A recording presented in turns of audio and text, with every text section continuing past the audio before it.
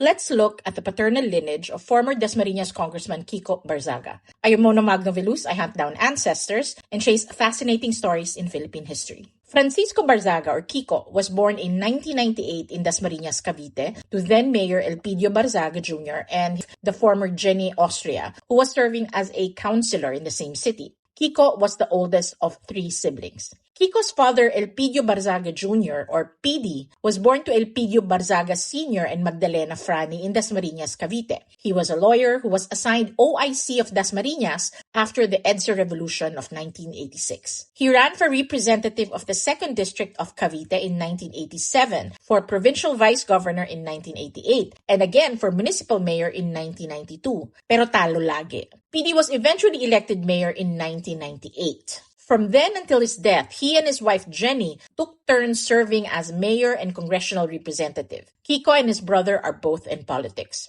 Kiko's grandfather, Elpidio Barzaga Sr., was born to Francisco Barzaga and Bernarda Mangubat in Dasmariñas, Cavite. According to Elpidio Sr.'s 1934 marriage record, he was the chief of police of Dasmariñas. In 1975, he moved to Honolulu, Hawaii, but eventually returned to his hometown where he passed away in 1987. Kiko's great-grandfather was Francisco Barzaga. Magtukayo sila.